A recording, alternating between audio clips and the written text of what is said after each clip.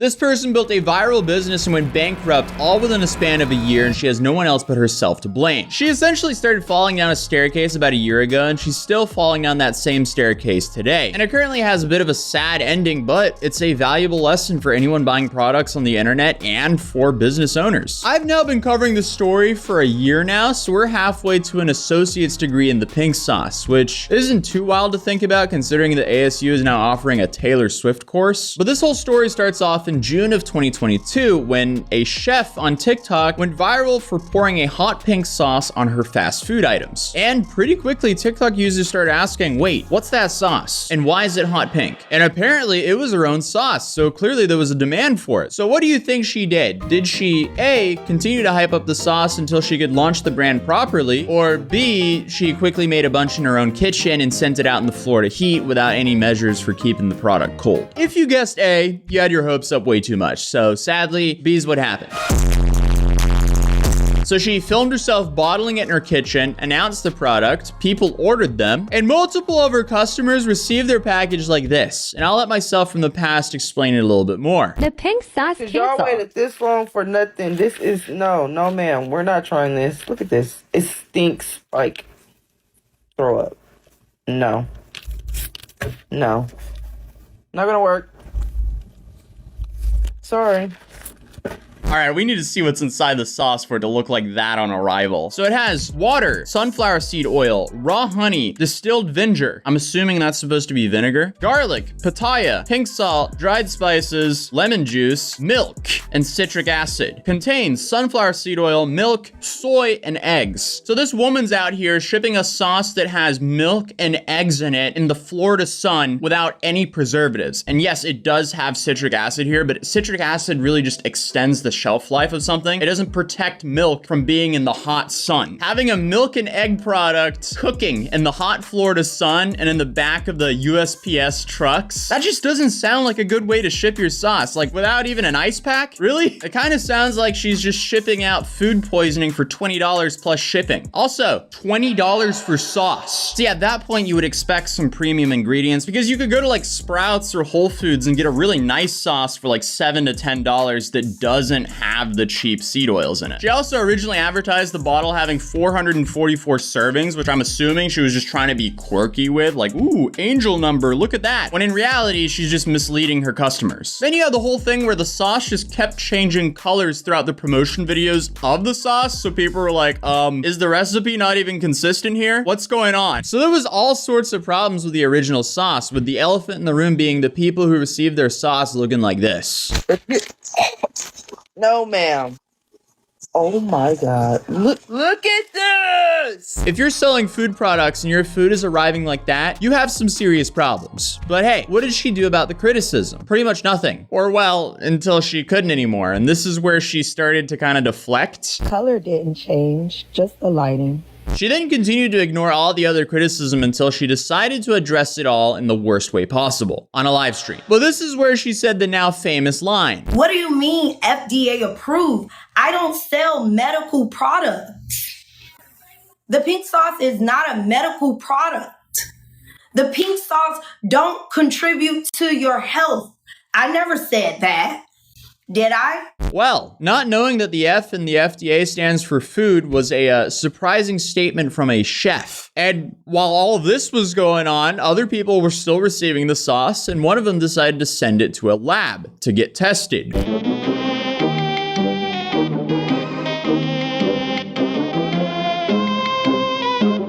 Her name was Allie, and she becomes a part of the story later on. But in the meantime, there was definitely some silly business going on in the Pink Sauce Lady's TikTok account. Because after her claiming she didn't know what FDA stood for, she had someone who she claimed to be the FDA show up to her door. And I'll let myself from the past explain that situation. We haven't shipped out any packages since, we have became aware of this issue. Right, okay, so first things first, FDA shows up to her door. Why is she filming this? I guess that alone isn't too bad because we do have a lot of distrust in government entities here, so I can see why she would want to record this for her own records. But then my second question is, why would she want to post this? How would this help her? And then for my third question, okay, so the FDA is at your door, and let's say you're allegedly scared that they're going to pull some crazy stuff on you, so you want to record them, right? For everything they say. say. But before you start recording them, you take the time to scroll over to the sparkle filter on Instagram and film yourself with a filter on to capture the FDA and what they're saying to you. Now, I realize a lot of stuff humanity does not make sense, but this doesn't make sense. If anything, that is very dystopian. We also let our customers know that we are working expeditiously to correct any issues that we, are facing right now today for the pink sauce to be as successful as it needs to be, and also to, show the people that actually support the sauce that it is safe, and we are taking the precautions to make sure that they are not worried about their health concerns. Again, just even watching this video right now, it just seems even more fake. Also, there's like nothing here that's even remotely reassuring that she's a responsible business owner here. This is an English class. You don't need to prove to the FDA that you know how to use big words. And looking into the FDA and how they do their visits, like she should have received a form right away. So here off of the FDA.gov website, it says the FDA may conduct an inspection on your operation for a variety of reasons, such as a routinely scheduled investigation, a survey, or a response to a reported problem. The investigator will present credentials and a notice of inspection, FDA Form 482, upon arriving at your plant. I didn't see this form nor hear anything about this form in this video she recorded of herself, nor did she record him identifying himself either, which I'm assuming she would have, right? If she was trying to capture this for full transparency purposes. It's okay. He's gonna help me. Yeah. Thank y'all. Y'all got me help from the FDA. I love hate because God blesses his children who have pure hearts. Thank you so much. And so I'll just email you and we'll just stay in contact through email or text or... Oh, you can't do text, only call. Yeah. Okay. But if I get your email, you got my email on there. If I have something prior to then that I could relate. Okay, so if I pause the video at the end here, where she briefly shows the dude, it looks like he's wearing a Florida Department of Agriculture and Consumer Services badge. Yes, I totally looked that up. That's the closest badge to what it looked like he was wearing. So he could be from them, but I don't know if they have anything to do with sauces. So that whole thing just became a new debacle in the pink sauce lady saga. Did she fake an FDA visit for some reason? I have no idea why she would want to do that in the first place, but something about that whole clip seemed very off. And I had plenty of people commenting, claiming that they've worked for the FDA and calling her out saying that was fake. That was a staged meeting. But it's also hard to tell if they're legit or if they're just hating on her. But then this is where the story gets really weird, because remember Allie and her doing a lab test on the pink sauce? Well, before Allie was going to post the test results, she was invited to go onto a new talk show called the Caramo Show. And I don't think this dude could give the world a worst first impression for a talk show. To my understanding, Allie went onto the show because they were going to talk about the pink sauce and reveal the lab test results and actually address the issues head on with the pink sauce lady, which would have been very interesting to watch, but instead we got one of the weirdest talk show episodes I've ever seen in my life. I feel like I haven't met her yet, and just kind of the last line of her saying that I harassed her just didn't make me made me uncomfortable, because I never set out to harass anybody. And I think that's like a little bit delusional to say something like that. So tell me, from your perspective, she says that she didn't harass you. I think it's delusional to send a sample to a laboratory after you stuck your finger in it. Why? That just sounds like you have something to hide. Like, why would someone care if they sent their sauce to a lab? They're a customer. They bought the sauce to begin with. And if everything's great, there shouldn't be a problem. I don't think Stubbs or Sweet Baby Ray's would care if I bought one of their sauces and sent it to a lab. I feel like this whole show just comes across as fake and almost brain dead because, hey, they've already came to a conclusion. They want to defend Chef P and downplay her negligence and then say shame on the person who critiqued her. But you then went further. Tell me what you then did. So I saw it and I was like, wow, this is such a cool sauce. It's bright pink. Like, I'm a sauce girl. So when I was doing the review, there was just so many red flags that I saw in it. Like the label, you know, when you make a USDA label, you have to put in batch numbers, because if something were to be recalled, you have to be able to trace it down to the salt and pepper that is in something. And So if something... Wait, not to cut you off, but to cut you off.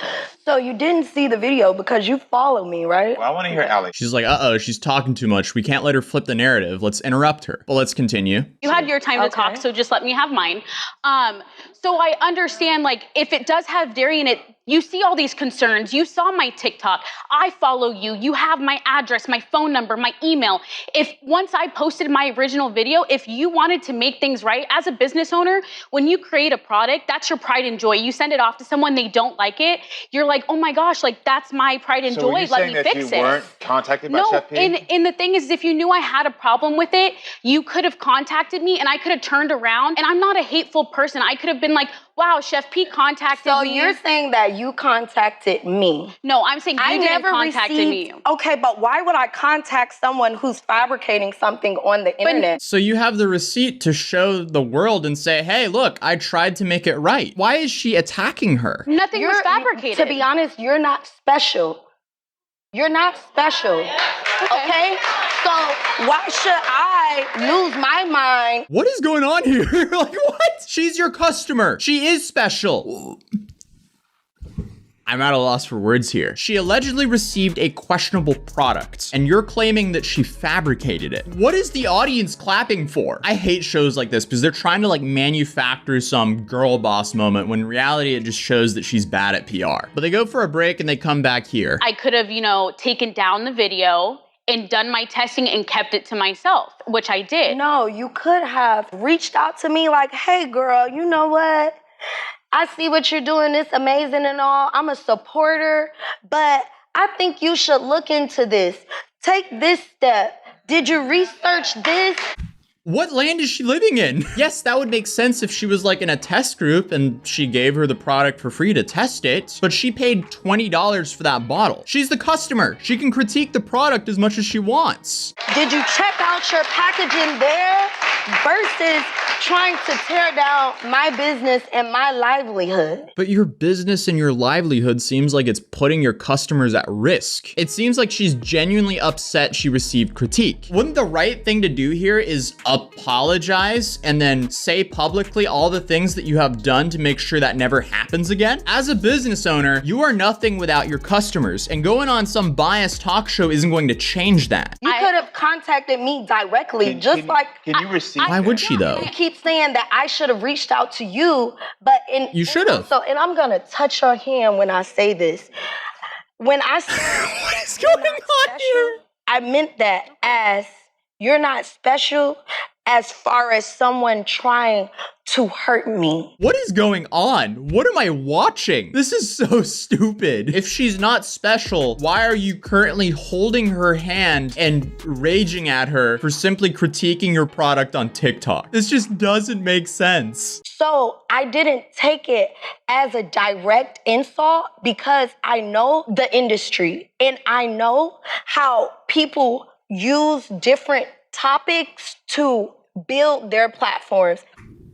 It seems like Chef P is taking it very personally by the way she's reacting, and also, why is she still holding her hand? I think this is a moment of reflection. Absolutely, and I think it's a moment of learning on both parts. I think the learning is more on your part. What? Ayo, put me in, coach. Let me be there. Someone needs to call him out. Like, you live in La La Land. If you think that you cannot call a business out if you buy a faulty, overpriced product from them, what planet is this talk show based from? Yes. Okay. And that's being real. And this being real here. Because the thing is the matter that her business, her livelihood, her safety is being affected now. And these are things that we don't think about. Mm-hmm. This moment is for you to realize that your power is really in what you're saying and what you're doing. And that one video that you did for that second, the follow-up video, had ripple effects that you have to acknowledge is there. Because if it was on the other foot, you'd be sitting here upset, crying, mad. The girl's not responsible for the criticism the pink sauce lady received. They're singling her out for having a problem with an alleged faulty product. That's literally what a free market is. People are allowed to criticize whatever product they want, and they vote with the dollars in their pocket. Essentially, this dude wants to silence the critics of the pink sauce lady. If you had to move every week because you and your child were in danger. Absolutely. So this is the moment for you just to say, that's an awful situation, but it's not her fault. Take this step. Before I post something, I'm gonna do my research. Before I do something, what? I'm gonna reach out to her. Before I do something, I'm really gonna realize She's just sitting there like, bruh. your responsibility is to build each other up as women. So she can't criticize other women? What about all the other legitimate women with really good products that have gone through years of testing and quality control who are competing with the pink sauce? And then the show just ended without showing the test results. Like, the whole point of this show was they were going to show the test results on the show. I wonder why they didn't show them. And I remember when I first watched that, I was trying to imagine how Allie felt going through that, because she gave honest criticism of a bad product and got tricked onto going onto a talk show to get ambushed and made out to be the bad guy. That in itself must have just been a wild trip. So I brought her onto my show to interview her. On your TikTok, you were teasing that you were going to reveal the test results on the show that you went on to. And what happened there? Did they just tell you we're not gonna show these results? I am not positive. I kind of just went on there and went in there sight unseen, and just because it is a new show, I didn't really know what to expect. And the producers are great and the people are so nice, and they were really welcoming. And I guess it just wasn't something that was important at the time to the network. Yeah, because it seemed like they kind of picked the narrative they wanted to go with, and anything that could interfere with that, they probably threw to the side. I have to ask you, what was going through your head when she suddenly grabbed your hand and started patting it, saying that you were not special? So I thought, honestly, I was going to get an apology, not necessarily an apology for the things that were said, but everyone can admit fault in some kind of way. And that's why I've said on the show, I think we're both in the wrong. I think that I could have went about it a different way, and I acknowledge that. And I'm so okay with knowing that I've learned a lesson from this, and I'm taking that as my positive outcome is okay, social media does affect people, but you have to also take into account of when you're on social media, you have to be able to handle all of the negative comments, which I've received since I started my channel, but in my opinion, it looked like that you were just showing your experience with the sauce. Absolutely. I don't think that you were really in the wrong at all, because you're just a customer and you were just showing your full experience with the sauce. Once people pointed out, hey, there might be glitter in it, then you double checked and then you ended up sending it to a lab. I don't think you're in the wrong here at all. And you're by far not the only person that's criticized this sauce. And you're also not the most you were very tame compared to a lot of other people criticizing this sauce. So it's really weird to me that they decided to single you out, fly you out, and kind of put you on blast in front of the audience there. Those two things that I didn't like that Caramo did to you on the show, he called your criticism harassment. And then at the end of the show where you were like, oh, we can admit both faults, he just switched the blame directly on you. Those are the two things that I was like, this is really weird for a show host to do. I don't know if I can comment directly on that. I don't believe I harassed Chef P. I still stand by my word of, I believe that as a business owner, she should have reached out to me. Just for example, when you go out to a restaurant and you don't like your meal and you want a refund, a manager is not going to come up to you and be like, no, you don't get a refund. Most of the time, they're going to be understanding. They understand not everyone has the same tastes, that things aren't done correct it. back in the kitchen. Yeah, you can't have a 100% same way kitchen every single time. There's going to be mistakes that are made regardless of if you're sending things across the country or working in a kitchen. It happens, but it's the way that you go about things that affect people. And to this day, I still have no hate towards Chef P. I have not commented anything on her page. I try to keep the comments very tame on mine. I don't fuel the drama. I may say thank you, that's nice, but that's about it. I don't want any hate towards her, because it shows that she believed in her product to go find someone to invest in it and to do things right. I just don't think that I should be the face of her troubles in her eyes. It's hard to feel like I'm the source of her, depression and the source of all the negative comments. Yeah, I thought that was unfair. They put that on you. Because, yeah, again, you are not the worst critic, to say the least. I feel like she's not asking herself, what can she do for the customer? She's rather going, what can the customer do for me? She's not putting the customer first. Because, if you had problems with it, she should have reached out to you. And let's say you were being malicious, which you were not, at the very least, she would have the receipt of trying to make amends meet with you. And I feel like that would have been good for her. One last question. Are you ever going to release your test results public, or are they going to remain private? I've commented on them. I don't think I would ever put them out in public because I think that would just create more animosity towards me on Chef P's side. And I do think those test results really don't mean anything anymore because she is fixing things. If she wasn't fixing anything, I believe that they would be important. But at this point, everyone who got bad products got bad products. And if anyone wanted to reach out to me specifically who had got bad products and was like, hey, will you share those with me? I of course would if they were someone who had, purchased it. Did you find them alarming? I don't know if I can comment on it per se. It was clear to me that the encounter Allie had on the Caramo show shook her up enough to not want to post the results. The show was so far on the pink sauce girl's side that if they were good, they would have shown them there. But a couple months later, Caramo deleted all of the videos from that episode of the talk show. And then not too far after that, it was announced that the pink sauce signed a deal with Dave's Gourmet and is now in Walmart stores, which was a very confusing announcement because I had no idea anyone would want to buy a sauce with that reputation and from an owner who has that kind of attitude.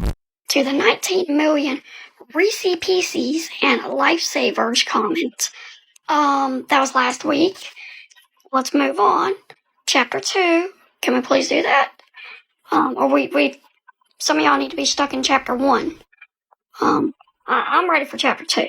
But then, shortly after, Caramo invites everyone back onto the show, including Allie. Y'all know that lately I've been checking in with guests that have been on my show, and I'm so excited to be checking in with Chef P and Allie today. Chef P and Allie were on my show after the pink sauce went viral. Why now? That's my main question. Why are you doing this apology now? It's been 4 months since all this happened. You deleted the episodes. You made tweets saying, hate doesn't affect me, or something along the lines of that. Why are you now rehashing it? So I want to start off, the clip that just played, there's something I said at the end of it, which is, Allie, there was learning that you need to do. And actually, I want to start off this whole thing with saying, the learning wasn't just on your part, it was actually on my part as well. And what about Chef P? But Caramo then asked Allie if she felt gaslit on his show. I was pretty upset, and I know that we had talked, but I just kind of felt uneasy about, the whole situation. And I had different parts of my heart pulling at me saying, am I right? Am I wrong? And I think I just took a lot of reflection and understood people, see things in certain lights. And just because I didn't see it in that way doesn't mean that it's, not true. So I did feel a little bit gaslit, but everyone has their own beliefs. I feel like that answer was the definition of beating around the bush. Yes, she felt gaslit because she was. She made a honest food review on a viral TikTok product, and she was basically attacked on a talk show because she made an honest food review. Yeah, well, I appreciate you saying that, but I want to tell you right now, I am sorry, just point blank period, that I gaslit you. On this show, it's all about healing, learning, and growing. You finally apologized. I would not be able to sit here and hold all of my guests accountable if I wasn't able to do that for myself. That's why it was important for me to give you an apology right now. So it was odd that it went 4 months from this disaster of a show to this new apology show, because 4 months, that's some time. If you're going to apologize, you would do it within, I don't know, a month or two. At 4 months, you would think you're never going to address it, but then he did for some reason. But then I realized this is pretty much right after the pink sauce got into Walmart. So is this done to promote the pink sauce again? And Chef P, for you, pink sauce is in Walmart, girl. Good for you. Congrats. Again, good for her. I'm still surprised that it happened, though. And I want to thank you so much for this opportunity and experience. I think the both of us we've learned so much from this. The three of us. More importantly, the three of us. Mm-hmm. And more importantly, just look, guys, we're all friends. Terms and please stop hating on us. We're all friends. And us coming together, we can demonstrate and show women that, hey, we don't have to have confrontation. We can collaborate. This just proves that she hasn't learned anything. Okay, if someone does exactly what Chef P did with the pink sauce, they deserve to be called out for it. You shouldn't be able to do that because people, in some cases, spent their money on a rotting product that could have made them very sick. We can, network and build and empower one another. And that was the main goal from the beginning. And yeah, we're actually able to do that now. Yeah. So thank you so much.